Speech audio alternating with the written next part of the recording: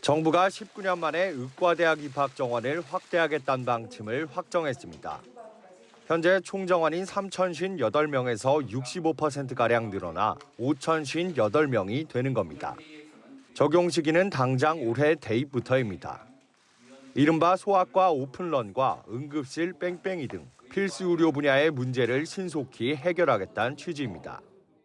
벼랑 끝에 서 있는 필수 의료를 살리고 고령 사회에 대비한 의료 체계를 구축할 수 있는 마지막 골든 타임이 바로 지금입니다. 늘어나는 정원은 비수도권 대학에 집중 배정할 방침입니다. 지역 인재 전형도 현행 40%에서 60%로 확대합니다. 이렇게 되면 2035년까지 의사 10,000명이 확충돼 정부가 15,000명가량 부족할 거라고 추산한 공백을 메울 수 있을 거란 겁니다. 저희가 교육부하고 학교별 배정에 있어서는 지역의 인프라의 현황이라든지 지역 간 의료 격차를 고려를 하게 될 것입니다. 의사단체는 즉각 반발했습니다. 대한의사협회장은 발표 직전에 열린 보건의료정책 심의회에 항의하며 불참한 뒤 사퇴를 선언했고, 서울의사협회장은 서울청사 앞에서 1인 시위를 이어갔습니다. 급격한 정원 확대가 이른바 N수생을 양산할 뿐 아니라 의대 교육의 질도 떨어뜨릴 수 있다는 주장입니다. 단지 강의실에 책상 몇 개, 걸상 몇 개를 놓는다고 해서 해결될 수 있는 문제가 아니라 의대는 실습이 중요한 사항 아니겠습니까? 엉망이 될 것으로 생각하고. 이르면 설 연휴 직후 의료계 집단 휴진이 예상되는 가운데 정부는 중앙사고수습본부를 설치하는 등 대응에 나섰습니다. 교육부는 다음 달 중순까지 대학별 수요 조사를 거쳐 오는 5월 말 2025학년도 입학 정원과 모집 요강을 발표할 예정입니다. EBS 뉴스 서진석입니다. 정부는 지난달 의대 정원 수요 조사 결과를 발표했습니다. 의대 40곳이 지금의 환경에서도 2,100여 명, 인프라 개선이 이루어지면 2,800여 명을 더 뽑을 수 있다고 밝혔습니다. 17년 동안 3,000여 명으로 묶여있던 정원이 크게 늘어날 가능성이 보이면서 입시도 영향이 있을 것이라는 분석이 나옵니다.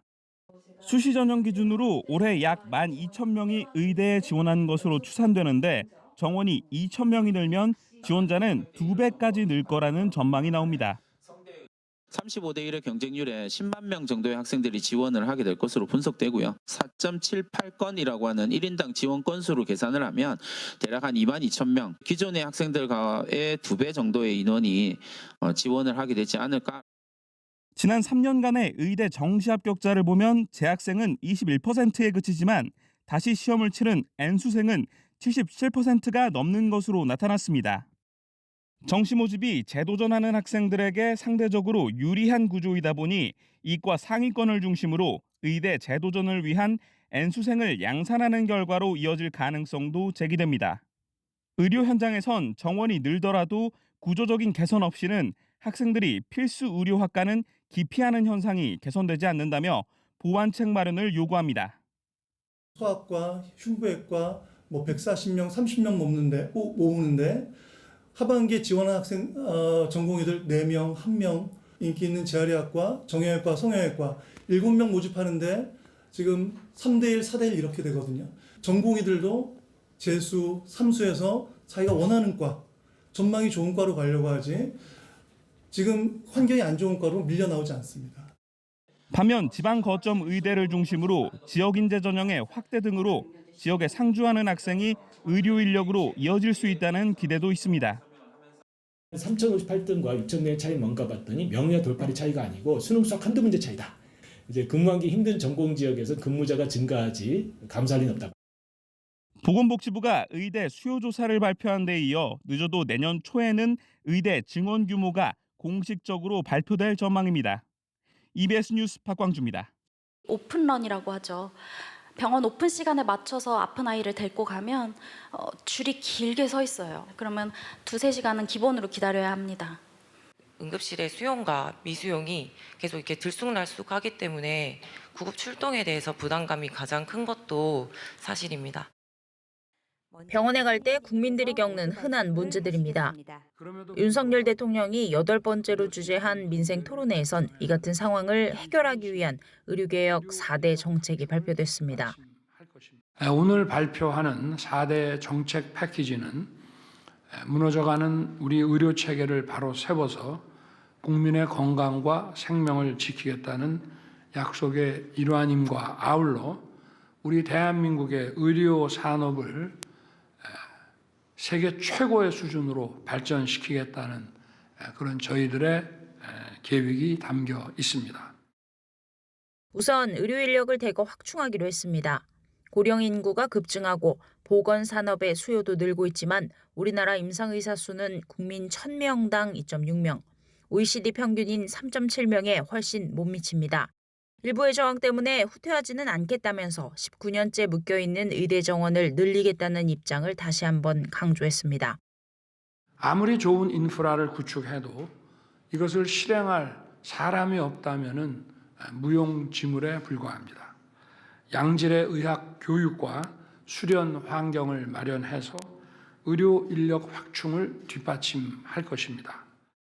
지역 의료를 강화하기 위한 구상도 밝혔습니다. 비수도권 의대 정원의 지역 인재 전형을 확대하고 지역에 정주하는 지역 필수 의사제를 도입해 대학과 지자체, 학생이 혜택을 나누겠다는 겁니다.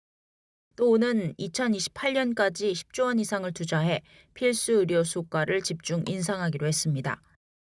수도권을 포함한 지역별 병상 관리 정책이나 자원 관리 정책들도 추진해 나갈 것입니다. 정부는 이와 함께 연내 의료사고 처리 특례법을 제정해 의료사고 안전망을 구축하고 의료인을 법적으로 보호하는 제도도 마련하겠다고 밝혔습니다. EBS 뉴스 최희연입니다. 서울대와 연세대 그리고 고려대 수시의 지원에 최초 합격한 수험생 가운데 등록을 포기한 인원은 2,087명, 전체 합격생의 30.1%입니다. 자연계열학과 합격자의 등록 포기율이 32.4%로 인문계열 등록 포기율 29.3%보다 높았습니다. 최상위권의 의대 쏠림 현상이 영향을 미친 것으로 분석됩니다. 실제로 서울대의 경우 의예과의 등록 포기생은 한 명도 없었던 반면 올해 처음 생긴 첨단 융합학부에서 14명 대거 등록 포기생이 나왔습니다. 연세대와 고려대 역시 컴퓨터학과 등을 포함한 공대의 등록 포기 비율이 50%가 넘었던 반면 의예과의 등록 포기율은 각각 30%와 48.4%였습니다. 다음 달 3일부터 진행되는 정시 전형에선 교차 지원에 유의해야 한다는 전망도 나옵니다. 지원자의 성적을 분석할 때 대학별로 변환 표준 점수를 사용하는데 점수 산출 방식이 사회탐구를 선택한 학생보다 과학탐구를 선택한 학생에 더 유리하게 설계된 학교들이 있기 때문입니다. 실제로 고려대와 성균관대는 똑같이 만점을 받더라도 과학탐구를 선택한 학생의 점수가 사회탐구를 선택한 학생의 점수보다 각각 4점과 1점 넘게 더 높았습니다. 이렇게 복잡한 상황에 전문가들은 지원 전 대학별 환산 점수를 반드시 확인하고 교사와 상담하는 게 무엇보다 중요하다고 강조합니다. 성적을 산출해서 그 성적 대학별로 성적을 산출해서 그 나의 점수의 위치가 어느 정도에 있는지, 그리고 작년에 이제 대기업에서 어디가에서는 70% 컷을 공개해 놨기 때문에 그런 것들이랑 비교해 볼 수도 있고요. 전문가들은 또 오는 29일 수시 등록이 마감되면 미충원 인원이 2월돼 정시 모집 전형에서 변화가 생길 수 있으니 반드시 확인하는 게 필요하다고 조언했습니다. EBS 뉴스 금창우입니다. 초등학생의 희망 직업 1위는 운동선수, 중고등학생은 교사로 나타났습니다. 초등학생은 6년째, 중고등학생은 17년째 그대로입니다. 세부 순위는 조금씩 달라졌는데 모든 학교급에서 의사의 순위권이 크게 상승했습니다. 의사는 초등학생과 중학생은 희망 직업 2위, 고등학생은 5위를 차지했습니다. 특히 초등학생과 고등학생 조사에선 지난해보다 모두 2계단씩 올랐습니다. 저희가 자체적으로 조사하면 항상 의사가 1위예요. 입시도 그렇고 지금 의대가 가장 강세잖아요. 학부모님들하고 이야기를 하다 보면 그래도 앞으로는 가장 안정적인 게 의사일 것이다. 고등학생을 중심으로 이공계 신산업 분야에 대한 관심이 높아진 것도 특징입니다. 고등학생의 희망 직업 3위는 생명과학자 연구원, 4위는 컴퓨터공학자 소프트웨어 개발자였습니다. 로봇공학자나 빅데이터 전문가 같은 11개 신산업 분야 직업을 희망하는 고등학생은 10년 전보다 3배 늘었습니다. 반면 안정적인 직업군으로 평가받던 공무원과 군인의 인기는 떨어져 올해는 두 직업 모두 희망직업 상위 10위권에서 처음으로 빠졌습니다. 17년 동안 중고등학생 희망직업 1위 자리를 지켰던 교사의 경우 올해 응답률이 소폭 하락했습니다. 한편 희망직업이 없다고 답한 중학생은 41%에 달해 최근 10년 새 최고치를 기록했습니다. 초등학생은 20%, 고등학생은 25%로 5명 중 1명꼴로 희망직업이 없었습니다.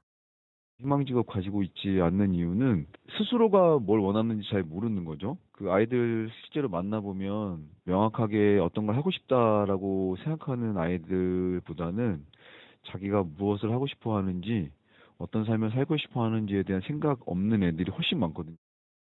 희망하는 직업이 없는 이유에 대해 내가 무엇을 좋아하는지 아직 잘 몰라서라고 응답한 학생이 가장 많았습니다. EBS 뉴스 진태입니다.